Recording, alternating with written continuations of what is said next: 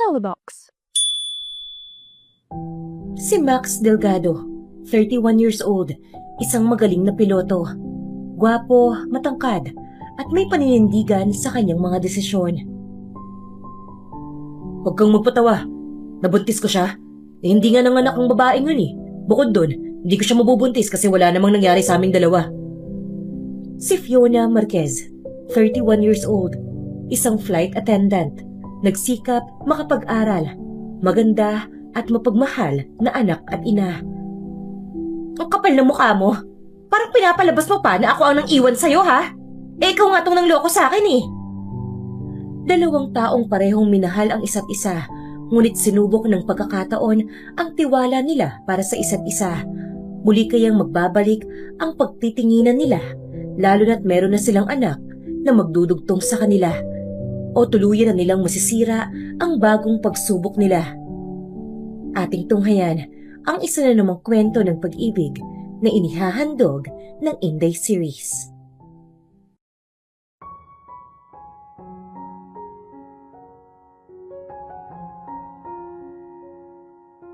Maayos at ligtas na lumapag ang sinasakyang eroplano nila Fiona. Matapos silang masagupa ang nakakakabang turbulence. Natural naman yon sa himpapawid. Parang nasa kalsada lang sila at dumaan sa malubak na daan. Ang kaibahan nga lang, nakakakaba yon para sa mga taong unang beses pa lang na nakasakay ng eroplano. Kitang-kita kasi niya ang takot sa mga muka ng mga to. Kinakabahan ka ba kanina? Tanong ng kasamahan niyang si Romina habang inaayos ang sarili sa salamin. Oo, medyo. Kinakabahan talaga ako eh. Mabuti na lang at magaling ang piloto natin kanina. Nakapag-landing ito ng maayos nang walang nasaktan. Sabi niya sa kausap habang inaayos din ang mga gamit na kanyang iuuwi. Isang buwan siyang hindi nakauwi sa kanyang anak, kaya naman excited na talaga siya nang makita ang anak niya at mayakap to. May apartment naman siya malapit sa airport, pero hindi na rin kasi niya kakayanin kung kada uwi niya ay babiyahe pa siya. Kaya naman, kinausap niya ang anak na kada katapusan na lang ang uwi niya. Uwing-uwi ka na naman? Ayaw mo bang sumama sa dinner ng mga kasamahan natin? Tanong ni Romina na inilingan niya. Mas gusto niyang makita ang anak niya kaysa sumama sa dinner. Medyo iwas na rin kasi siya sa mga party. Pakiramdam niya hindi na bagay sa kanya dahil may anak na siya. Basta muna ako. Kailangan ko na talagang umuwi eh. Hindi pwede. Sumama ka na. Sa loob ng 2 taon, ngayon lang kita kinukulit. Sige na, ngayon lang naman. Wala ka namang asawa eh. Kaya bakit hindi ka man lang mag-enjoy? Sabi nito, kaya wala na siyang nagawa, kundi pagbigyan na lang ang kakulitan nito. Totoo naman kasi na talagang hindi man lang siya nakikisama sa mga kasamahan niya. Puro na lang siya tanggi, kaya nang mangulit to, napatango na lang siya. Tinawagan na lang niya ang kanyang ina para sabihin na gagabihin siya ng uwi.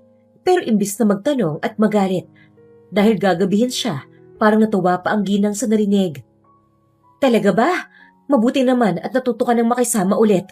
Huwag mo masyadong intindihin ang anak mo dito. Mag-enjoy ka lang. Sabi ni Fe sa anak. Alam kasi ng mama niya ang hirap ng mga pinagdadaanan niya. Puro siya pag-aaral at pagtatrabaho. Ganon umiikot ang buhay niya mula nang lumayo siya sa kanyang ex na si Max. Sige po ma, tatawag na lang po ako kapag pauwi na ako.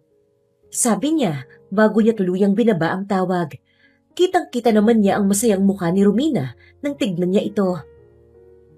Salamat naman at makakasama ka na rin namin sa wakas, ang pinakamaganda sa amin. Tumigil ka nga, puro ka talaga kalokohan. Saan ba tayo pupunta? Siguraduhin mo maganda ang pupuntahan natin dahil kung hindi, hindi ka na makakaulit. Wait ka lang, dadalhin ka namin sa pinakamagandang lugar na pinagtatambayan namin. At saka alam mo ba, may bago daw tayong piloto, napakagwapo raw. Bata at macho. Hindi ako interesado sa lalaki. Kung dagdag sweldo pa yan, baka sakaling makuha nito ang atensyon ko. Gagi, ang problema kasi, ang balita may asawa na raw yung bagong piloto. Marami ang nanghihinayang eh. At syempre kasama ka sa mga nanghihinayang no? Sabi niya na kinatawa nito, pero agad na wala ang ngiti niya nang muli niyang nakita si Max. Naglalakad ito habang nakasuot ito ng uniform ng piloto na talagang kinamangha niya. kung ganon, natupad din pala talaga ang pangarap nito na maging isang piloto.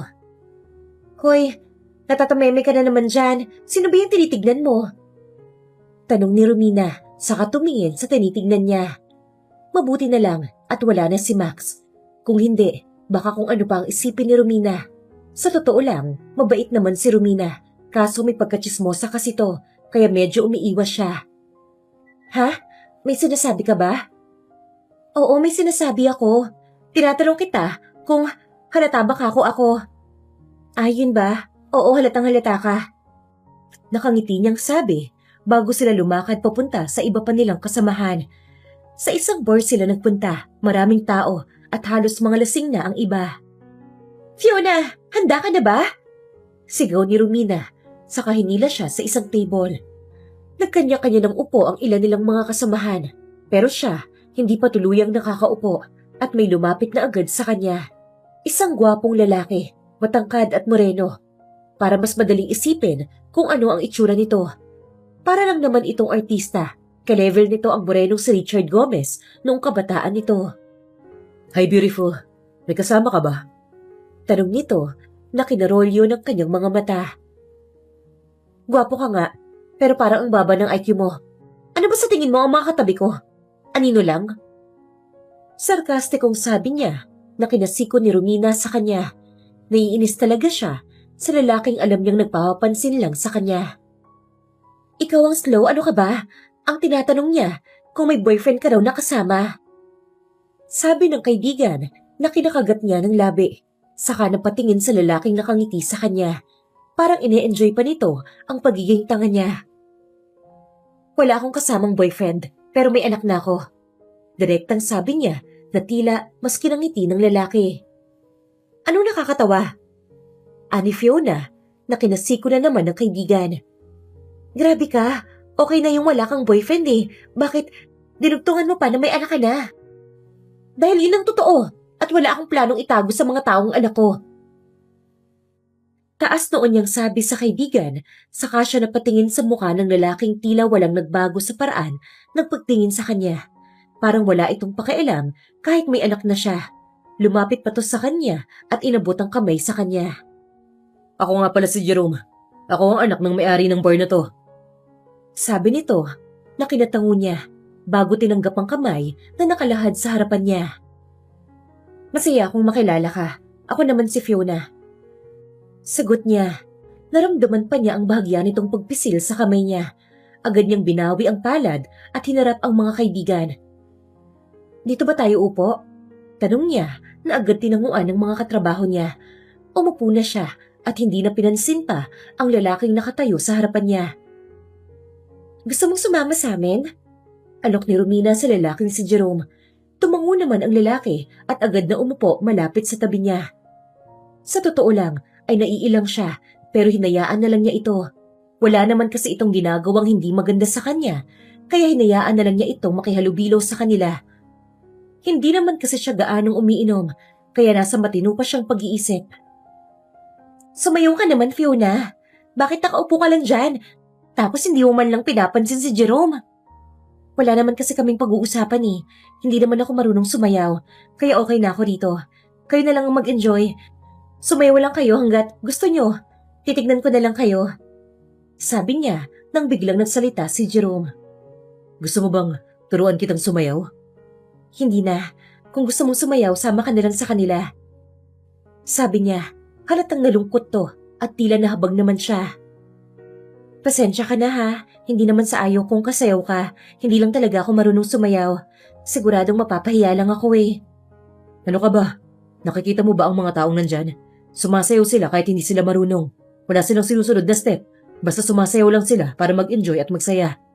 Sumayaw ka na, pangako, mag-enjoy ka. Ito, naiilingan sana niya, pero biglang lumapit ang lasing na si Romina at hinila siya sa mga nagsasayaw. Napatingin siya kay Jerome at tinanguan lang niya. Mag-enjoy lang tayo.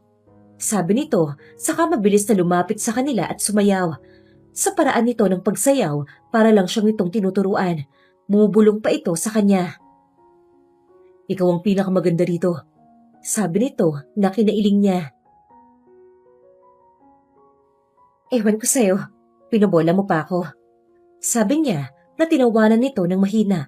Parang nagiging komportable na siya rito dahil kahit sumasayaw siya, kita niya ang distansya nito sa kanya. Hindi ito dumidikit sa kanya, hindi gaya ng ibang lalaki na halatang pasimpleng dinidikitan siya. Nasa ganun siyang pag-iisip nang bigla siyang makabunggo. Natapakan din niya ang paa ng lalaking nasa kanyang harapan. Naku, sorry, hindi ko sinasadya. Sabi niya, saka siya tumingala. Sa kanyang pagtingala ay biglang nanlamig ang buong katawan niya at nanigas. Hindi niya inaasahan na makikita niya si Max. Titig na titig ito sa kanya. Maraming tanong ang nakikita niya sa mga mata nito. Pero dahil maraming nasa paligid at mas mabilis niyang pag-atras palayo rito, hindi nito magawang magtanong. Agad siyang tumalikod at hinarap si Romina para magpaalam. Tingin ko, kailangan ko nang umalis, Romina. Sabi niya rito, pero dahil sa matinding kalasingan at pag-i-enjoy sa pagsasayaw, tumango na lang to. Aalis na sana siya pero biglang hinawakan ni Jerome ang braso niya at saka siya tinanong. Teka, Fiona, saan ka pupunta? May problema ba? May ginawa ba akong hindi mo nagustuhan? Naku, wala kang ginawang masama pero kailangan ko na talagang umalis eh. Nahihilo na rin kasi ako. Kaya mas lalong kailangan kitang ihatid. Pumayag ka na, please. Pakiusap nito. Natatanggihan na sana niya nang mapansin niyang palapit si Max sa kinaroroonan niya. Sige, baka pwedeng bilisan na nating umalis? Sabi niya nang biglang humarang si Max sa lalakaran nila. Tingin ko, kailangan nating mag-usap, Fiona. Sabi ni Max na kinatingala niya. Wala tayong dapat pag-usapan. Paanong wala? Marami akong gustong itanong sa'yo. Sabi nito na tila nakaagaw ng pansin ng mga taong naroon. May diin kasi ang tanong ni Max sa kanya, kaya napatingin siya sa mukha ni Jerome. Samantala, nagpalipat-lipat ng tingin si Jerome, kina Max at Fiona. Nang bigla siyang tignan ni Fiona, para itong humihingi ng tulong sa kanya. Napatingin naman siya kay Max na kasalukuyang nakakuyom ang mga kamay. Hindi siya tanga para hindi malaman na may something sa dalawa. Nang biglang nagsalita si Fiona, yumakap pa ito sa braso niya, saka ito tumingin kay Max. Kailangan na naming umalis ang boyfriend ko. Sabi ni Fiona na kinabilog ng mata niya. Sa sobrang gulat niya ay napatango na lang siya dahil sa pagtango niya ay mabilis na siyang hinila ni Fiona palabas ng bar. Sino ba yun? Siya ang ex mo, no? Siya ba ang ama ng baby mo? Tanong niya na hindi agad nakasagot si Fiona. Sakay ka na. Alok ni Jerome, saka niya binuksan ang pinto ng kotse. Baka sa mukha ni Fiona ang pag-aalinlangan. Pangako, wala akong gagawing masama sa'yo. Ihatid lang talaga kita sa inyo. Sabi pa ni Jerome, tatanggi pa sana ito nang mapansin nito na palabas na ng bar si Max at mabilis itong pumasok sa kotse. Tayo na. Mabilis na aya ni Fiona sa kanya na agad niyang sinunod. Sumakay na rin siya agad ng kotse at mabilis niya itong pinaandar. Nang medyo malayo na siya, ay pinahinto ni Fiona ang kotse dahil bababa na raw ito at doon na raw siya sasakay ng bus. Bakit dito pa? Pwede naman kitang ihatid hanggang sa inyo. Ayoko kasing makita ka ng anak ko dahil baka iba ang isipin niya. Naiilang nasabi nito sa kanya na tinanguan niya. Naiintindihan naman niya ang punto nito pero nag-aalala talaga siya para rito kaya naman pinarada niya ng maayos ang kotse niya saka rin siya bumaba. Bakit bumaba ka pa? Umuwi ka na. Alam kong nakainom ka na rin eh. Tama. Nakainom na rin ako. Kaya medyo nahihilo na ako. Tingin ko nga ay hindi na ako makakapag-drive eh. Kaya tinawagan ko na lang ang driver ni Daddy para ipakuha ang kotse ko. Grabe ka. Sinabi ko na kasi sa'yo na ayos lang talaga ako eh. Basta ihatid na kita. Ayun na pala ang bus. Sabi niya na basta na lang tumakbo habang hawak ang kamay ni Fiona. Nang makaupo na sila, napansin niyang hindi komportable si Fiona na katabi siya. Kaya lumipat na lang siya sa kabilang upuan, dahilan para mapatingin ito sa kanya. Bakit lumipat ka pa? Ayos lang naman sa akin kung magkatabi tayo eh. Talaga? Ayos lang? Tanong pa niya rito na agad nitong tinanguan, kaya nagpa siya na siyang lumipat nang huminto ang bus. Pero hindi pa siya tuluyang nakakaupo, ay bigla itong umandar, kaya na-outbalance siya. Nakaupo siya sa sahig at kitang-kita niya ang ilang mga pasahero na natatawa sa itsura niya at ang iba naman ay concerned gaya ni Fiona. Hoy, ano ka ba? Ayos ka lang? Sabi ko sa'yo lasing na talaga ako. Nakangiting sabi niya na kinailing ni Fiona. Saka nilahad ang kamay nito para tulungan siyang tumayo. Nasa ganun silang sitwasyon nang huminto muli ang bus at sumakay ang isang bulto. Si Max, madilim ang muka at inilang hakbang lang ang kinaroroonan ni Fiona. Saka mabilis na umupo sa tabi ng dalaga na halatang kinagulat nito. Ganun din siya. Nagulat din siya dahil imbis na makatayo na siya ng tuluyan ay napaupo muli dahil biglang dumaan si Max sa pagitan nila. Napatingin siya kay Fiona. Kitang-kita niya ang pagkairita nito na ambang tatayo na sana pero biglang umandar na ang bus. Ano sa tingin mo ang ginagawa mo? Kasama ko ang bago kong nobyo, kaya bakit ka nang gugulo? Huwag ka nang magsinungaling. Alam kong hindi ka na nagnobyo. Wala nang umalis ka at iwan ako. Mahiya ka nga. Talagang dito mo pa planong sabihin yan? Wala ka ba talagang kahihiyan? Kaya nga pumayag ka na makipag-usap sa akin Marami akong gustong sabihin sa'yo. Wala na tayong dapat pag-usapan. Sabi ni Fiona, saka sumigaw sa driver na bababa na siya. Agad namang huminto ang driver at bumaba si Fiona. Sumunod din si Max na bumaba bago siya sumunod sa mga ito. Gusto na sana niyang mangialam pero parang gusto rin ni Fiona na mag-usap sila ni Max. Nakita niyang napatingin si Fiona sa kinatatayuan niya at saka mabilis na lumapit. Pasensya ka na ha. Hindi ko kasi alam na susunod pala tong asungot na to sa akin Sabi ni Fiona, halatang nahihiya.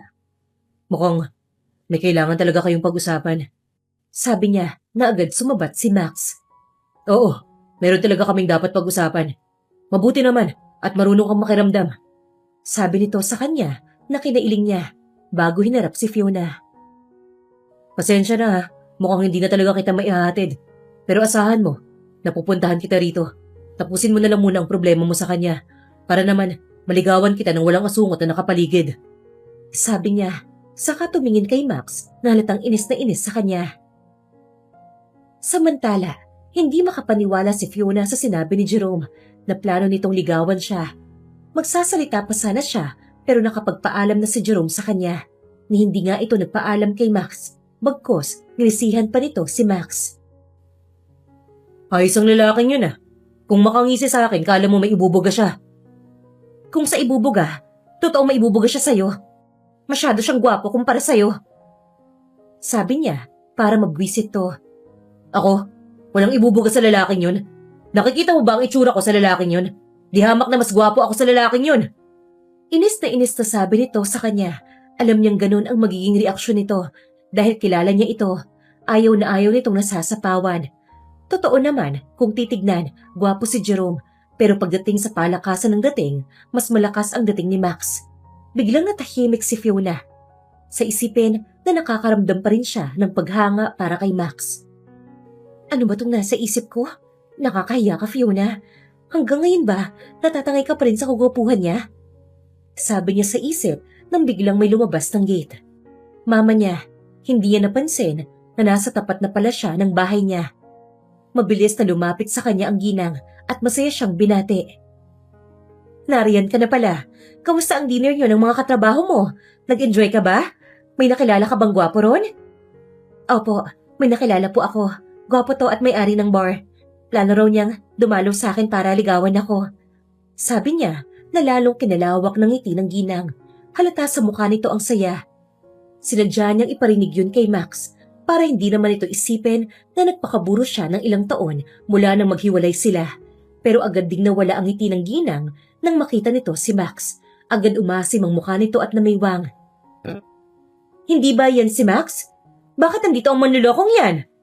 Inis na sabi ng ginang kay Fiona na agad namang namagitan. Hoy Fiona, huwag mong sabihin sa akin na ang sinasabi mong gwapong lalaki na may-ari ng bar ay ang manlulokong yan. Tanong ng ginang na agad inilingan ni Fiona. Ma, gwapo ba siya sa paningin mo? Bakit mo naman naiisip na siya ang lalaking nakilala ko? Mabuti naman kung ganon. Sabi nito, saka siya hinawakan ng ginang sa braso at hinila papasok ng bahay. Teka lang po, may hindi po ako maintindihan Hindi ko po niloko si Fiona. Siya nga po tong biglang nawala at iniwan ako. Ang kapal ng mukha mo Parang pinapalabas mo na ako pang nang iwan sa'yo. Ikaw nga tong nanloko sa akin Sigaw niya sa mukha nito. Lalo namang kinakunot ng noon ni Max. Tila naguguluhan itong napatingin sa kanila ng ginang. Hindi ko talaga maintindihan ang sinasabi niyo. Hindi kita niloko. Ako ang iniwan mo. Iniwan kita kasi ayokong makagulo sa inyo ni Queenie. Tapos itatanggay mo pa. Sabi niya nang biglang lumabas ang batang si Johan. Kumakamot ng mata na sinalubong ang ina. Mommy, nasan po ang pasalubong ko? Tanong ni Johan na agad niyang kinatingin kay Max. Kitang-kita niya ang halo-halong emosyon sa mukha nito. Habang lumalapit sa bata, nakita rin niya ang biglaang pagsilay ng kasiyahan sa mukha ni Johan. Nang makita nito si Max, alam niyang makikilala na ito ng bata dahil wala namang halos nagbago sa mukha ni Max bukod sa naging mas gwapo pa ito. Daddy? Alanganing tawag ni Johan kay Max na kasalukuyang dahan-dahan na lumalapit sa kanilang mag-ina. Anak, doon ka na muna sa loob. Mom, si Johan ipasok niyo po muna sa loob ng bahay. Sabi niya, saka marahang tinulak sa ginang ang anak. Pero bago pa niya maitulak sa ina ang bata, ay mabilis na naiharang ni Max ang kamay nito at nahawakan ang braso ng bata. Teka lang po, gusto ko lang malaman kung ilang taon na ang batang to. Mag-5 na po ako, Daddy!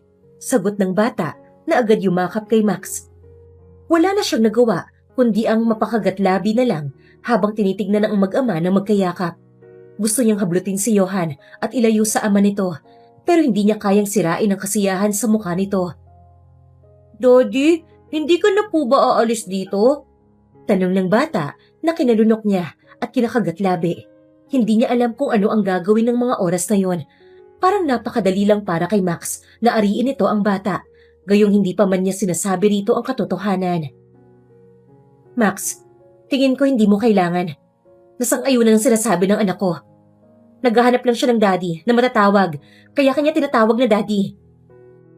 Kahit itanggi mo na anak ko ang batang to, alam kong anak ko to. Sabi lang nito, dahilan para magkatinginan sila ng ginang.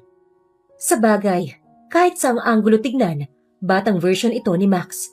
Magkamukhang magkamukha kasi ang mga ito. Mas lalo pang walang nagawa si Fiona nang hilahin ni Johan si Max sa loob ng bahay para ipagmalaki rito ang mga achievements nito sa school. Dahil kahit napakabata nito ay madalas na itong nananalo sa poster making. Sa katunayan nga, kakapanalo lang daw nito sa contest kanina. Nang makapasok na ang mga ito, ay mabilis silang pumasok ng ginang sa loob ng bahay. Doon niya nakita kung paano ipagmalaki ng anak ang mga gawa nito. Pero mas lalo silang nagulat nang biglang mapaupo si Max at mapatakip ng muka. Bakit, Fiona? Bakit mo hinayaan na magkahiwalay kami ng anak ko? Bakit hindi mo sinabi sa akin na magkakaanak tayo noon? Bakit ka biglang lumayo? Sabi nito na kinatulo lang luha niya. Hindi niya alam kung bakit naaawa siya sa nakikitang kalungkutan at panghihinayang sa mukha ni Max. Para bang wala itong alam sa kung ano ang sinasabi niya. Na nakita niya ito sa isang video na magkatabi sa kama habang naghahalikan sila ni Queenie. Bukas na natin yung pag-usapan. Sa ngayon, mag-usap na muna kayo ni Johan. Tingin ko, hindi ka napapakawalan ni Johan Kaya kung gusto mo, sa kwarto ka na ng bata matulog. Sabi niya, naaalmahan pa sana ng ginang, pero nang tignan niya ito, ay tumahimik na ito. Hayaan na natin si Johan, ma'am. Mukhang masayang-masaya po talaga ang apo niyo Kaya hayaan na po natin. Sabi niya na kinasaya ng bata. Mabilis itong yumakap kay Max at nagturo pa kung saan naroon ang album nilang mag-ina. Johan, aalis lang si Mami ha? Teka, saan ka pupunta? Tanong ni Max habang yakap-yakap ang anak. Sa tita ko sa kabilang bahay. Hindi ako komportabling kasama ka rito sa bahay Isa lang ang hiling ko. Huwag mong itatakas ang anak ko sa akin. Sabi niya na agad inalmahan ng anak. Mommy, huwag ka na pong umalis. Dito ka na lang po. Pero anak, hindi kasi kami pwedeng magsama ng daddy mo At bakit hindi naman pwede? Wala naman akong gagawin sa'yong masama Pangako. Gusto lang sana kitang makausap pagkatulog na ang bata. Meron akong hindi maintindihan sa mga sinasabi mo kanina Hindi mo naman kailangan na intindihin yon. Paano hindi? Parang sinasabi mo na kaya tayo naghiwalay ay dahil nagloko ko. Pero wala nga ako matandaan na nagloko ko eh. Ikaw ang nang iwan sa akin ng walang paalam. Bigla kang nawala. Sabi nito na kinasama ng mukha niya. Napakagaling kasi nitong umarte. Kung hindi lang niya nakita ang video, baka napaniwala na siya nito na wala nga itong nagawang mali sa kanya. Ewan ko sa'yo. Sige, hindi na ako aalis dito. Pero doon na muna ako sa kwarto ni Mommy. Magbanding na muna kayong mag-ama.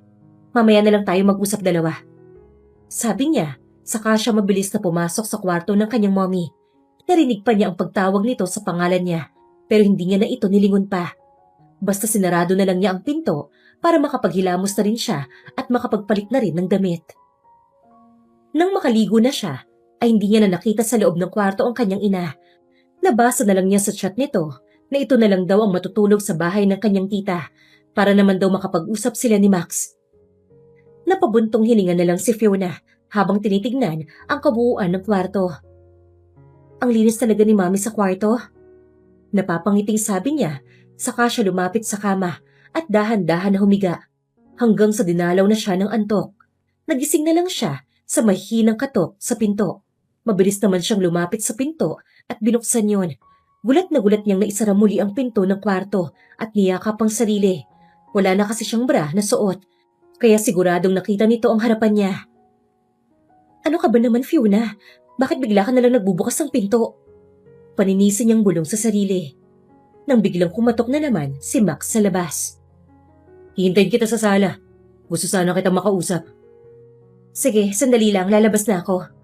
Sabi niya na kinatango ni Max. Umupo na rin ito sa sala at matyagang naghihintay sa paglabas ni Fiona. Tahimik na naghihintay si Max sa sala nang mapatingin siya sa mga litratong nakasabit sa mga dingding. Marahan siyang tumungo at tinignan ang mga iba't ibang litrato na hindi na ipakita ni Johan sa kanya kanina. Muli na naman napapaiyak si Max sa mga nakikitang mga litrato na kahit isa ay wala siyang kuha. Nasa gano'n na siyang sitwasyon nang biglang lumabas sa kwarto si Fiona. Nakaroba na ito at tahimik na lumalapit sa kanya. Kuha ni Johan yan nung nanalo siya sa poster making contest. Ang galing ng anak ko. Nasabi niya, saka tinignan si Fiona na kasalukuyang nakatingin sa mga litrato.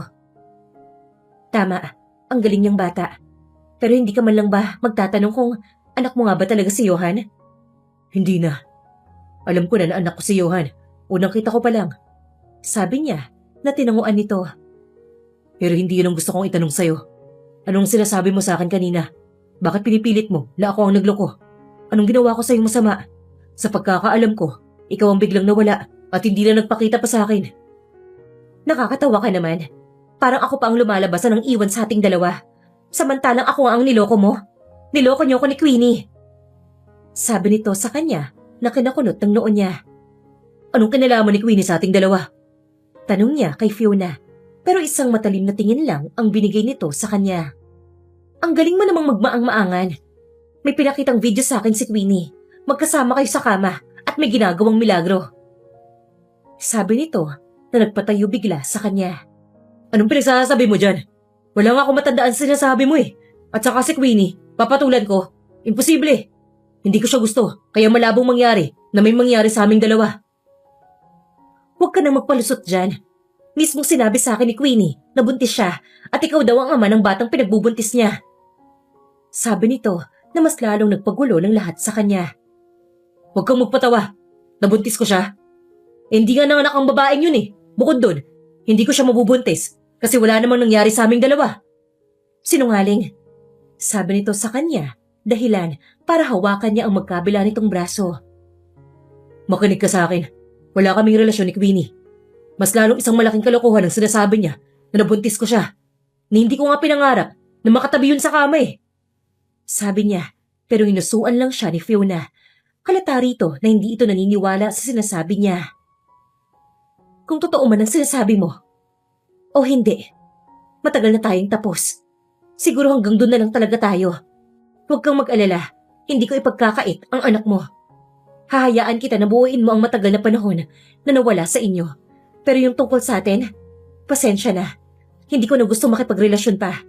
Anak ko na lang ang kailangan kong intindihin. Sabi nito na hindi niya na sinagot.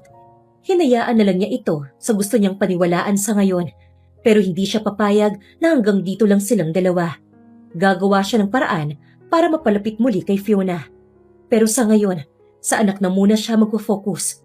Sa totoo lang, hanggang ngayon ay hindi pa rin siya makapaniwala na may anak na siya. Akala niya ay malaking sorpresa na ang nangyari sa kanila ni Fiona, na hindi sinasadyang nakita sila sa bar. Yun pala, may mas nakakabigla pa pala. Pero kahit nabigla siya, ay masaya siya sa nalaman. Pero sa kabila noon ay ang matinding pagkainis kay Queenie. Hindi niya akalain na gagawa ito ng isang kwento na naging dahilan para hindi niya masubaybayan ang paglaki ng kanyang anak. At matinding galit ni Fiona sa kanya. At dahil mailang araw siyang pahinga, sinikap niyang ibuhos ang lahat ng oras niya sa anak niya at kay Fiona, na lagi niyang dinadalhan ng bulaklak at tsokolate. Hindi mo naman ako kailangan dalhan ng mga ganito. Yung anak na lang natin ang i-priority mo. Huwag mo na akong isama. Kung gusto mo, dalhin mo siya at ipasyal. Bahala kayo. Sabi nito na kinangiti niya at ng anak niyang si Johan. Kung yayain ba kitang sumama, papayag ka? Tanong niya na agad nitong inilingan. Bigla siyang nalumbay nang hindi ito pumayag. Buti na lang nagsalita si Johan at tila kinukonsensya ang ina. Mommy, why po hindi ka sasama sa amin ni Daddy? Ayaw mo po ba na complete po tayo? Gusto ko po kasi, gaya po ng mga classmates ko, may mga picture din po ako na kasama ko po kayo. Lagi po nila kasi akong binubuli na wala daw po akong daddy at ampon nyo lang daw po ako. Malungkot na sabi ni Johan na nagpalungkot sa kanya. Lalo tuloy siyang nainis kay Queenie. Napakaraming nangyari sa anak niya na hindi siya kasama, ni hindi man lang niya napagtanggol ang anak dahil wala siya sa tabi ni Johan. Hindi naman sa ganun, anak. Baka lang kasi gusto niyo ng daddy niyo na kayo lang. Gusto ko po kayo makasama ni Daddy, Mommy. Please na po, sumama na po kayo. Pamimilit ni Johan na hindi na nagawa pang tanggihan ni Fiona. Pumasok na to sa kwarto at sinabing mag-ayos na. Masaya siya na makakasama si Fiona kahit halata sa mukha nito na napipilitan lang ito dahil sa anak. Pero kahit ganun naman ay naging maayos ang lahat. Kumain sila sa Jollibee na gustong-gusto ng anak nila. Maghapon silang namasyal, naglakad-lakad.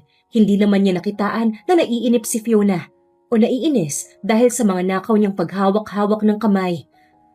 Basta ayaw nitong masira ang araw ng kanilang anak. Hating gabi na nang makauwi sila. Pagbungad pa lang niya sa labas ng gate nila Fiona, ay may nakita siyang bulto ng isang lalaki. Ito si Jerome. May dalang isang bouquet ng rosas na puti. Mabilis itong lumapit kay Fiona at inabot ang bulaklak. Kanina ka pa rito? Masayang tanong ni Fiona at inilingan nito. Siguro, mga 10 minutes pa lang naman. Sabi nito na tinanguan ni Fiona. Napatingin to sa kanya at kay Johan na kasalukuyang buhat niya dahil nakatulog na ito sa maghapon na biyahe nila. Tara, pasok ka sa loob. Aya nito kay Jerome na kidalawak ng ngiti nito. Hindi niya nagustuhan ang ngiti ni Jerome. Parang nakikipagpaliksahan ito sa kanya. Tumingin pa kasi ito sa kanya at pasimpleng ngumiti. Yung ngiti na parang hindi mapagkakatiwalaan.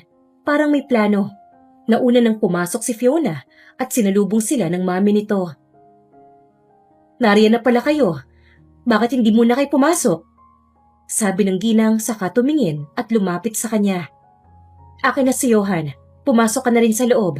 Masyado naman kayong ginabi. Nakatulog na tuloy itong bata.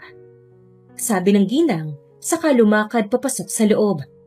Napatingin siya sa gawin nila ni Fiona at Jerome. Wala na ang mga ito, kaya pumasok na rin siya. Pagpasok niya, ay nakita niyang nakaupo na si Jerome sa sofa habang tumitingin sa paligid. Lumapit na rin siya sa sofa at umupo. Magkape na muna kayo bago kayo umuwi. Si Fiona nagbibihis lang sandali. Sabi ng ginang sa kanila pag ang kape sa center table. Nagabala pa po kayo, pero maraming salamat po sa inyo. Sabi niya na inismeran ni Jerome. Hindi na talaga niya nagugustuhan ng paraan ng pagkilos nito. Umalis naman agad ang ginang pagkaabot sa kanila ng kape, kaya hinarap niya si Jerome. May problema ka ba sa akin? Kanina pa kita napapansin na naiinis ka sa akin ah. Tanong niya rito na hindi na nito sinagot. Tumayo na lang ito basta at nagpaalam.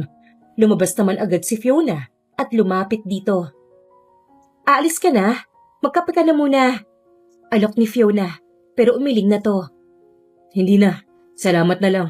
Siguro, pupunta na lang ako dito kapag hindi ka napagod. Masyado na rin kasing malalim ang gabi, kaya siguradong gusto mo na magpahinga. Kung ganon, mag-iingat ka. At saka salamat nga pala sa bulaklak ha.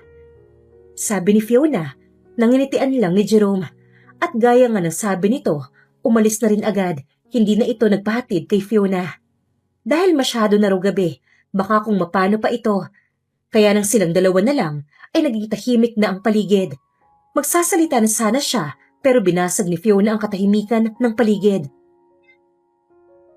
Natupad mo na rin pala ang pangarap mong maging piloto? Tanong nito sa kanya. Nakinangiti niya rito. Nagulat kasi siya na alam nito ang trabaho niya. Nagulat ka ba kung bakit alam ko ang trabaho mo? Nakita kasi kita sa airport eh. Flight attendant na rin kasi ako. Gaya mo, natupad ko rin ang pangarap ko. Hindi naman ako magtataka na matutupad mo ang pangarap mo. Alam kong magaling ka talaga. Sabi niya na kinangiti nito, saka tumingin sa kanya. Masaya ako na natupad mo ang pangarap mo. Pinagmamalaki kita. Sabi niya, saka niya ito tinignan sa mga mata. Ito ang unang nagbawi, saka tumingin sa ibang direksyon. O siya, inumin mo na tong kape mo. Malamig na oh. At saka, umuwi ka na rin. Masyado na rin gabi. Sabi nito na tinanguan niya. Kinuha niya ang kape at ininom yun at saka nagpaalam dito. Pero bago tuluyang umalis, ay tumingin muna siya kay Fiona. Hindi mo ba ako aawatin? Bakit naman kita aawatin? Pinapauwi na kita, di ba? Umuwi ka na nga. Napapangiting tanong nito sa kanya. Umuwi ka na. Sabi nito, bago siya tuluyang nagpaalam. Lumipas ang ilang araw, puro banding lang ang ginawa nila. Aaminin niya, masaya siya. Gusto sana niyang tanungin si Fiona about sa kanila. Pero kapag tinatanong niya ito, ay binabago nito ang usapan. Hanggang sa muli silang bumalik sa kanilang trabaho. Abala si Fiona para asikasuhin ang mga pasahero. Nang tawagin siya ng isang babae, agad siyang lumapit dito para tanungin kung ano ang kailangan nito. Pero nagulat siya nang makita kung sino ang babaeng nasa harapan niya. Si Queenie. Nanginig ang kalamnan niya nang makita ang ngiti nito. Ngiti ng taong walang gagawing tama. Kahit kailan talaga, bulito, kahit noong panahong nag-aaral pa sila. Matindi ang pagkakagusto nito noon kay Max, kaya naman napakainit ng ulo nito noon sa kanya. Pero kahit ganon, ay magalang pa rin niya itong tinanong. Ano pong kailangan niyo, ma'am? Magalang na tanong niya, pero irap lang ang naging sagot nito sa kanya.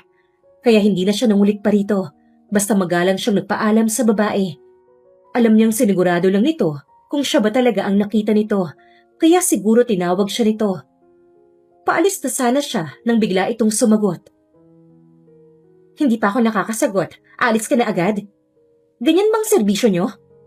Maarteng sabi nito na nakaagaw ng pansin ng mga tao. Kaya pikit mata siyang humarap sa babae. May evil smile sa mga labi. Pasensya na po. Ano pong kailangan niyo? Bigyan mo ako ng juice. Utos nito, saka siya inirapan. Agad siyang sumunod at binigyan ito ng juice. Nang maiabot sa kanya ang inumin, ay binigyan niya rin ito ng tissue. Bago siya yumukod para magpaalam, nang biglang nagsalita na naman si Queenie. Ayoko na nito, masyadong malamig. Maarteng sabi nito na agad naman niyang kinuha. Pero nang aabutin na niya ang baso at hawak na niya ay bigla nitong tinabig ang baso, dahilan para matapon yun. Ang tanga mo!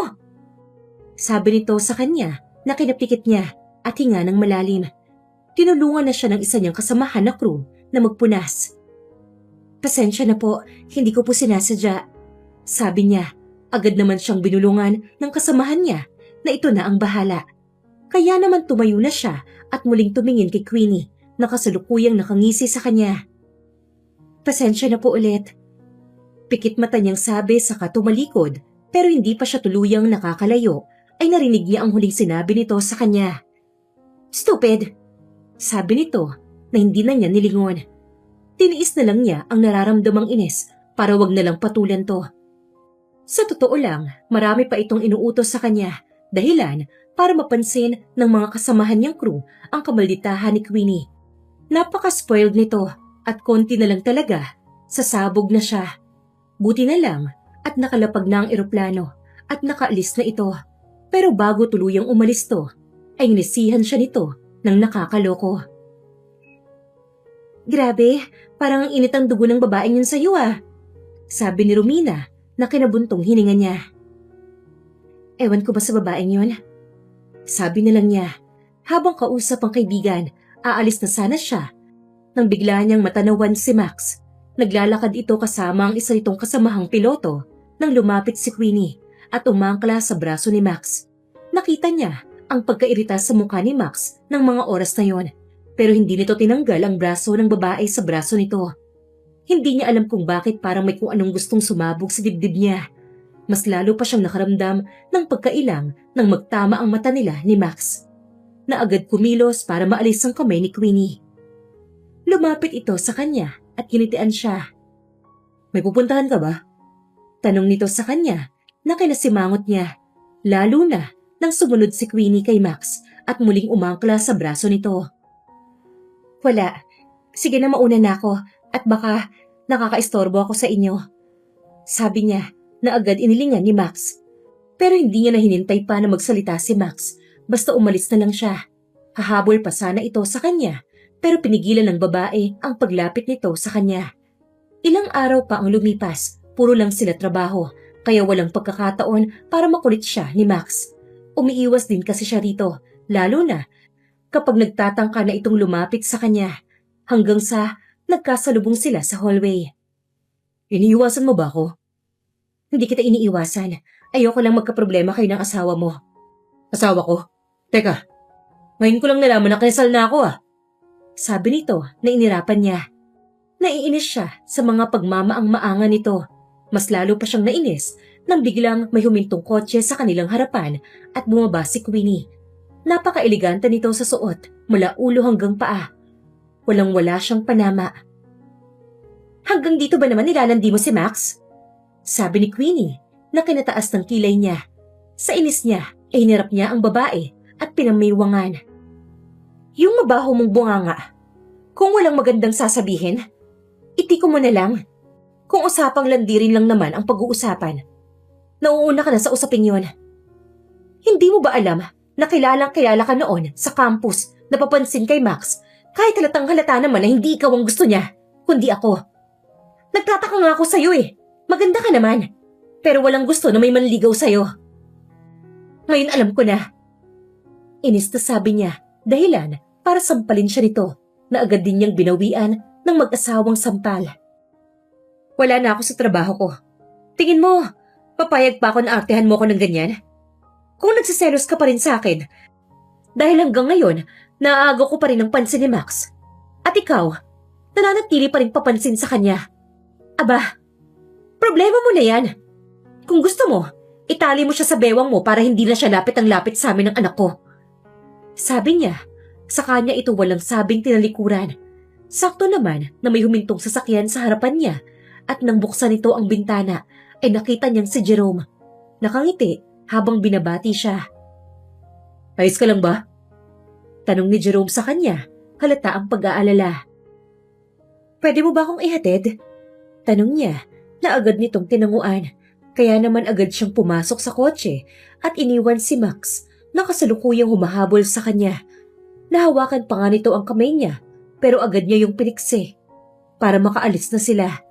Kitang-kita niya sa side mirror ang pagguwala ni Max. Tinignan ng masama ni Max si Queenie bago niya ito hinarap. Hindi niya alam kung anong problema ng babaeng to, bakit ayaw siya nitong tantanan. Ano bang problema mo, Queenie? Hindi pa ba sapat ang ginawa mo noon sa pagsira ng relasyon namin ni Fiona? Alam mo bang, hindi kita kayang patawarin. Nilayo mo sa akin ang anak ko. Hinayaan mong mawalan ng ama ang anak ko dahil sa mga gawa-gawa mong kasinungalingan. Video, kailan tayo nagtabi? Ni hindi nga kita pinangarap mahalikan eh. Tapos, tatabayan pa kita sa kama? Ang mas worse pa, sinabi mo may nangyari sa atin. Kahit ang totoo, wala! Inis niyang sabi kay Queenie. Alam niyang parang ang bastos ng ginawa niya sa dalaga. Pero talagang hindi niya nakaya ang ginagawa nito. Umaakto itong parang ayos lang ang ginawa nito sa kanila ni Fiona. Bakit ka ba nagagalit? Nilalayo lang kita sa babaeng alam kong wala namang kwenta. Wala kang karapatan na sabihan ng ganyan si Fiona. Dahil kung ikukumpara siya sa'yo, walang-wala ka. Pera lang ang meron ka. Pero walang gustong makasama ka. Masyado kang controlling kahit hindi naman dapat. Kung ayaw mo ng ganon, babaguhin ko.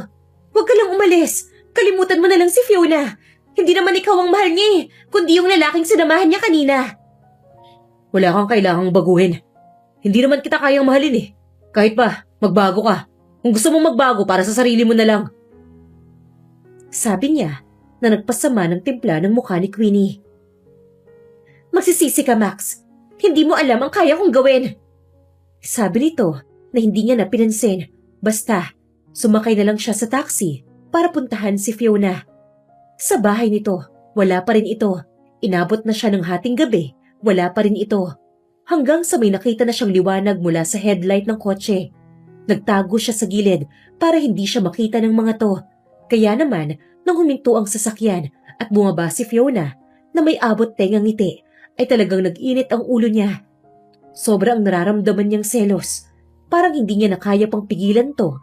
Kaya naman nang makaalis na si Jerome, ay agad siyang lumabas. Fiona. Tawag niya sa pangalan nito pero hindi na siya nito pinansin na parang wala itong narinig.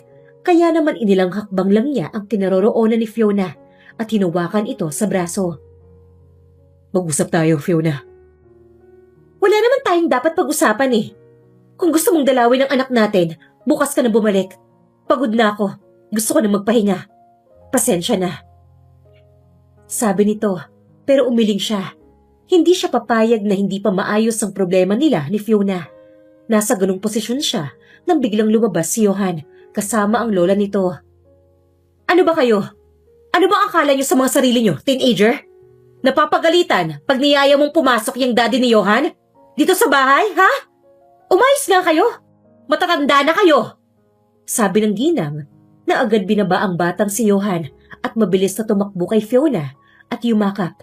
Pumalik din ito pero agad ding kumawala at tumakbo sa kanya at nagpabuhat. Daddy! Sigaw ni Johan na nagpasaya sa kanya. Hindi niya akalain na darating ang panahon na may tatawag sa kanya ng daddy at talagang anak pa nila ni Fiona. Kaya naman wala nang nagawa pa si Fiona kundi ayain na si Max sa loob ng bahay. Samantala, hinayaan lang ni Fiona na mag-usap ang mag-ama sa kwarto ng anak nang biglang lumapit sa kanya ang ina at inabutan siya ng gatas. Uminom ka muna ng gatas, anak. Sabi ng ginang, saka nito inabot ang baso na may lamang gatas. Kumain ka na ba? Gusto mong ipaghain kita? Wala po akong gana, Mommy. May problema ka ba? Hindi ko na po kasi alam ang gagawin ko, Mommy. Kung mahal mo pa, bakit hindi mo pagbigyan? Na, magpaliwanag. Nagpapaliwanag na po siya. Pero, hindi ko lang po kasi alam kung tama pa rin ba na ipagpatuloy namin ang nararamdaman namin. Paano po kung kaya lang niya ako gustong makasama dahil kay Johan? Ayoko naman po ng ganun. Huwag kang masyadong advance mag-isip, anak. Subukan mo na muna. Baka kailangan nyo lang talagang mag-usap. Gawin mo ang mga bagay na magpapasaya sa'yo, anak. Sabi ng ginang, saka siya binitawan nang makitang nasa hindi kalayuan si Max. Tingin ko, kailangan nyo mag-usap. Anito, saka ngumiti kay Max at umalis. Lumapit naman ang binata sa kanya at saka siya hinawakan sa kamay. Ano bang sasabihin mo? Gusto ko lang malaman mo na ikaw pa rin ang mahal ko. Walang naging ibang babae sa buhay ko maliban sa'yo. Mula nang umalis ka, binuhos ko ang sarili ko sa pag-aaral. Hindi ako naghanap ng iba. Gusto ko, pag nagkita tayo, may kaya na akong ipagmalaki sa'yo. Yung video na tinutukoy mo, hindi totoo yon. Kahit kailan, hindi ko pinangarap si Queenie na makasama sa kama. Ni dumikit niya sa kanya, hindi ko kaya eh. Kaya paanong may nangyari sa amin at buntis siya? Maniwala ka sa akin. Lahat ng sinabi niya ay puro kasinungalingan lang. Mahabang paliwanag ni Max na kinayuko niya. Hindi niya alam basta nalang tumulo na lang ang luha niya. Buong taon pala ng paghihirap ang naranasan niya dahil sa kasinungalingan lang ni Queenie. Naramdaman niya ang pagpisil ni Max sa kamay niya, dahilan para mapatingala siya. Mahal kita, Fiona. Noon. At mas tumindi pa ngayon. Ang OA mo naman. Kung kailan tayo hindi na teenager, saka ka pa naglambing ng ganyan. Hindi kita basta nilalambing lang, Fiona. Mahal kita. Kayo ni Johan. Mahal na mahal ko kayo. Sabi ni Max na lalong nagpaiyak kay Fiona, dahilan para yakapin siya ni Max ng mahigpit. Isang buwan na mula nang magkabalikan sila. Nagulat na rin ang ilan nilang kasamahan sa trabaho. Hindi makapaniwala ang mga ito na matagal na silang may relasyon at may 5 taong gulang na silang anak. Grabe naman yung pasabog niyo, sabi ni Romina, saka sila tinignan na parang kilig na kilig. Matagal na pala kayong magkakilala, tapos meron na kayong 5 years old na anak? Grabe, sana may ganyan din akong love life. Sagutin mo na kasi ako. Kung sinasagot mo ba naman ako, di sana, hindi ka na naiinggit dyan. Sabi ni Joe, nakasamahan din nila. Nagtawanan naman ang lahat ng mga kasamahan nila sa biruan ng mga ito at asaran. Ganyan na ganyan nagkatuluyan ng lolo at lola ko nun eh. Panunod yun ng isa pa nilang kaibigan na si Josa. Ay nako, kung siya rin lang naman na makakatuluyan ko, di bali na lang. Ang pangarap kong lalaki ay macho, hindi yung mas malambot pa sa akin. Grabe ka naman sa akin, baka pag natikman mo na ako, hindi mo na ako makalimutan. Panunod yun nito, pero imbis na sumagot sa pangungulit ni Joe, biglang sumeryoso si Romina at hinarap si Fiona. Huwag na nating pansinin yan. Yang sa inyo ang gusto kong topic. So, kailan ang kasal nyo? Tanong nito na hindi niya masagot kasi wala pa naman talaga silang plano at hindi pa nila yun pinag-uusapan. Pero biglang sumagot si Max. Huwag kang mag-alala. Malapit na kaming ikasal. Sabi ni Max kaya napatingin siya rito. Paano mo naman nasabi na magpapakasal ako sa'yo? Eh hindi mo pa nga ako tinatanong eh. Sabi ni Fiona. Bakit? Pag nag-propose na ba ako sa'yo ngayon, sasagutin mo na ako agad? Tanong ni Max, saka siya tinignan sa kanyang mga mata. Hindi naman kaagad siya nakasagot, lalo na nang biglang umugong ang asaran ng mga kasamahan niya. Maya-maya pa ay hindi inaasahan na biglang may lalapit sa kanya. Inabot ang isang rosas, dahilan para mapatingin siya sa babaeng nagbigay. Maya-maya ulit ay may lalaki naman na lumapit sa kanya at muli na naman siyang inabutan ng isa pang rosas. Teka, anong ibig sabihin nito? Namamanghang tanong niya hanggang sa sunod-sunod na ang mga lumalapit kay Fiona at nagbibigay ng bulaklak hanggang sa biglang humarap si Max sa kanya at hinawakan ang isa niyang kamay. Fiona, alam kong nagulat ka sa ginawa ko ngayon pero hindi ko na kaya pang maghintay pa ng ilang taon bago ka makasama. Gusto kong iuwi ka sa bahay na pinundar ko para sa inyo ni Johan. Gusto na kitang mayakap araw-araw, makatabi sa gabi at araw-araw na mahalikan. At higit sa lahat, gusto na kitang maangkin para wala nang ibang lalaki na lalapit sa'yo at magtangkang ligawan ka. Sabi ni Max na kinatawa ng lahat. Sagutin mo na, Fiona. Mukhang hindi na humihingi. Baka mamaya bumulagtayan. Sabi ni Romina, saka siya kinindatan. Sigurado ka ba talaga? Napapakasalan mo ko? Oo. Siguradong-sigurado na ako. Papakasalan na kita para tumigil na yung mga taong umaaligid sa'yo at para buo na talaga ang pamilya natin. Makahulog ang sabi nito na kinangiti niya. Nagulat talaga siya sa biglaang ginawa nito. Hindi tuloy niya mapigilang mapangiti at kiligin. Grabe naman ang pagiging seryoso mo, sir. Huwag kang mag-alala. Sa tinagal-tagal namin nakasama si Fiona, nakita na namin kung gaano siya ka-allergic sa lalaki. Sabi ni Joe na sinang-ayunan ng lahat. Grabe naman kayo sa akin. Hindi naman ako naging allergic sa lalaki. Naging kaibigan ko nga si Jerome. Sabi niya na kinasama ng mukha ni Max. Halatang-halata rito ang selos pag binabanggit ang pangalan ni Jerome. Tinatanong kita, bakit napunta sa Jerome na yun ang alok kong pagpapakasal sa'yo? Nagtatampong sabi ni Max na kinagat ang labi niya. Bigla siyang nahiya. Bakit ba niya naisingit ang lalaking hindi naman nagkaroon ng pag-asa sa kanya? Nasa ganun silang sitwasyon nang biglang lumitaw si Queenie. Nasa harapan nila ni Max. Halata sa mukha nito ang matinding galit at paninibugho dahil sa pagtanggi ni Max. Hindi kasi matanggap ni Queenie na ganun lang ito kadaling inayawan ni Max. Pakiramdam nito ay niloko ito nila Fiona at Max. Tingin nyo, papayag ako na ganun nyo lang ako kadaling maibasura? Akin ka lang, Max. Ang tagal ko naghintay sa'yo. Ginawa ko ang lahat, mapasakin ka lang. Tapos, sa iba ka na pala magpo-propose? Inis na sabi ni Queenie. Kitang-kita ang mga ugat nito sa leeg dahil sa matinding galit at gigil na nararamdaman. Mulat sa pool. Sinabi ko na sa'yo na si Fiona lang ang babaeng mamahalin ko. At isa pa, may anak na kami. Kaya, mas lalong hindi kita pwedeng pakasalan. Sabi ni Max na lalong kinagalit ni Queenie. Bigla nitong nilabas ang isang baril at agad na tinutok kay Max.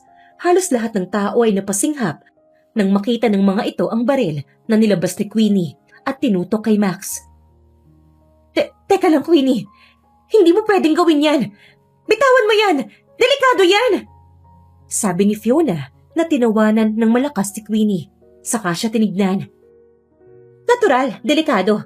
Kaya ko nga dinala to para sa inyo. Tapos, hindi ko gagamitin? Tanga ka ba? Pangiinsulto ni Queenie na hindi na nito pinansin. Nakatutok ang paningin niya kay Max dahil dito nakatutok ang baril na hawak nito. Pakiusap naman, Queenie. Ibaba mo na yung baril mo. Pag-usapan natin to. Pakiusap ni Fiona.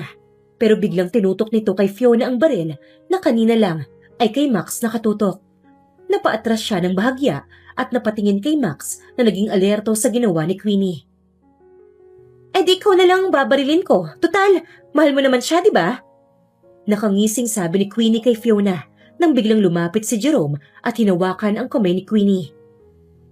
Huwag mong gawin yan, sabi ni Jerome saka humarang sa kinaroroonan ni Fiona. Ang tanga kong pinsan na willing magpaubaya para lang sa ikaliligaya ng taong mahal niya. Huwag kang tanga, pinsan, sabi nito kay Jerome na kinalaki ng mata niya. Magpinsan pala sila Queenie at Jerome. Mas gugustuhin ko na magpaubaya para sa ikaliligaya ni Fiona. Kaysa naman, ipilit ko ang sarili ko gaya ng ginagawa mo. Sabi nito na tila nagpatindi ng galit ni Queenie. Dahilan para lalo nitong itutok ang baril kay Fiona. Bago pa maagaw ni Jerome ang baril, ay naiputok na nito ang baril. Halos sabay-sabay na patingin ng lahat sa naputok ang katawan ni Max. Tama, si Max ang nabaril, imbes na si Fiona. Dahan-dahang dumuusdos ang katawan ni Max sa harapan niya na agad niyang dinaluhan at niyakap. Max, bakit mo naman ginawa to? Sana hinayaan mo na lang ako. Nako, ang tamaan niya kaysa naman ikaw. Sabi niya, saka siya sumigaw ng malakas. Tulong! Tulungan niyo kami! Sigaw ni Fiona. Ano ka ba? Bakit ko namang hahayaan na masaktan ka? Mas gugustuhin ko nang ako ang masaktan kaysa naman ikaw. Sabi ni Max, dahilan para lalong umiyak si Fiona. Pilit niyang hinawakan ng tagiliran ni Max na patuloy ang pag-agos ng pulang likido. Takot na siya. Nakikita niya kasi ang pamumutla ng mukha ni Max. Ilang sandali pa ay agad nang naitakbo si Max sa ospital. Mismong si Jerome ang nagbuhat. Huwag ka na mag-alala kay Max. Makakaligtas rin siya. Sabi ni Jerome na tinanguan niya. Saka siya tumingin kay Jerome at tinanong to. Totoo bang pinsan mo si Queenie? Oo, pinsan ko siya. Siya ang anak ng tito ko. Pasensya ka na talaga. Hinayaan ko ang pinsan ko na gawin to sa inyo. Pinilit ko naman siyang awatin pero sadyang spoiled ang pinsan kong yun. Wala ka namang kasalanan. Si Queenie naman talaga ang may kasalanan nun Hindi ka namin sinisisi. Nasa ganun silang usapan nang biglang may tumatakbong dalawang matanda. Base sa itsura nito, ito ang mga magulang ni Max. Nagtama ang mata nila Fiona at Nangginang na mabilis lumapit sa kanya. Hinawakan nito ang kamay niya at puno ng pag-aalalang tinanong siya. Ikaw si Fiona, di ba? Tanong ng Ginang na mabilis niyang tinanguan. Opo, ako nga po si Fiona. Huwag na po kayong mag-alala. Baka, mapano po kayo? Sabi niya, saka inalalayan ito sa pag-upo. Maya-maya pa, ay mama naman niya ang dumating. Buhat-buhat ang kanyang anak na mabilis bumaba sa lola at tumakbo patungo sa kanya. Mommy! Tawag ng anak saka umiiyak na yumakap sa kanya. Kamusta na po si Daddy? Ayos lang naman po siya, di ba? Hindi na po niya ulit tayo iiwan, di ba? Sunod-sunod na tanong ng bata. Dahilan para biglang mapatingin sa kanila ang mga magulang ni Max. Puno ng pagtataka na napatingin sa kanila. Daddy, siya ba yung apo namin? Tanong ng matandang lalaki na si Rodolfo.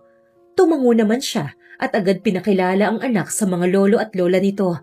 Tuwang-tuwa na niyakap ng mga ito si Johan nang biglang lumabas ang isang doktor at lumapit sa kanila. Kamusta na po ang anak namin? Tanong ni Rodolfo nang initian ng doktor. Ligtas na po ang pasyente. Masayang pagbabalita ng doktor na agad nilang kinahinga ng maayos. Nawala na ang kaba nila at napalitan ng mga ngiti. Salamat naman po. Maraming salamat. Pagpapasalamat ng ginang sa doktor bago tuluyang umalis. Masayang masaya silang nagyakapan at nagpasalamat sa may kapal. Maliwanag at halos masilaw si Max sa liwanag nang unti-unti niyang idilat ang kanyang mga mata.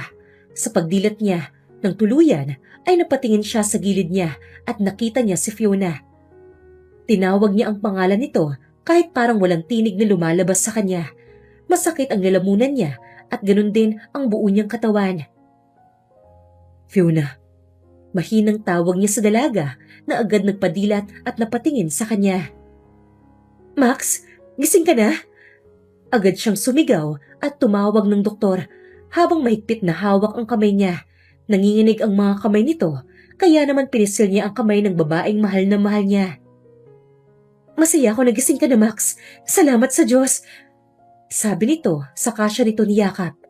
Wala pa rin itong tigil sa pag-iyak kaya naman nginitian niya na ito. Ano ka ba? Gising na nga ako eh. Umiiyak ka pa rin. Hindi pa naman ako patay. Grabe ka. Huwag mo ang gawing biro ang salitang patay. Hindi mo alam kung gaano ako natakot na hindi ko man lang nasasabi sa'yo kung gaano kita kamahal. Sabi ni Fiona sa kanya.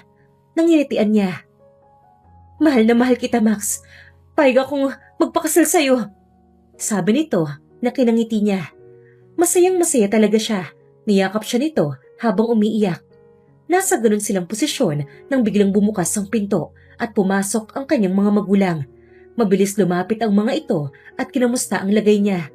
Ilang sandali pa, yung mama naman ni Fiona ang dumating, bitbit ang anak nila. Na agad nagpababa nang makitang gising na siya. Daddy! Sigaw ng bata at patakbong lumapit sa hospital bed. Ingat anak, may sugat pa ang daddy mo. Sabi ni Fiona. Akala ko po talaga iiwan niyo po ulit ako eh. Hindi ko nagagawin yan. Naiwan kayo ng mami mo. Katunayan nga, pumayag na ang mami mo na magpakasal kami. Pagbabalita niya sa bata na kinasigaw ng bata sabay talon. Gustong-gusto mo ba talaga na ikasal kami ng daddy mo? Siyempre naman po, para may maipakita na po ako at may maipakilala sa mga classmates ko na hindi lang sila ang may daddy. Pagmamalaki ni Johan na tinawanan nilang lahat. Halatang halata kasi sa mukha ng anak niya ang pagyayabang na marahil hindi nito nagawa kasi hindi niya kasama noon ang anak. Huwag kang mag-alala. Paggaling na paggaling ko rito, pupunta na tayo sa school at ililibre ko lahat ng mga kaibigan mo. Sabi niya na lalong tinasaya ng bata.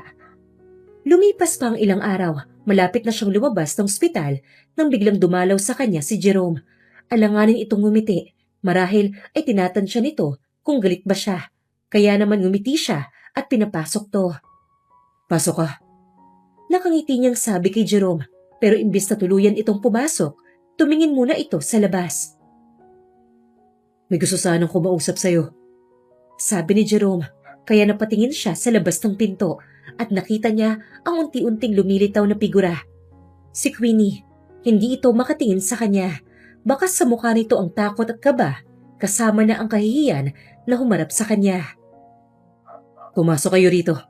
Hindi naman kayo guard ng ospital para dyan tumayo. Biro niya para mawala ang tensyon sa pagitan nila. Pinili na lang niyang patawarin ito at huwag nang sisihin. Ganon din naman ang sinabi ni Fiona sa kanya, kaya sinunod na lang niya.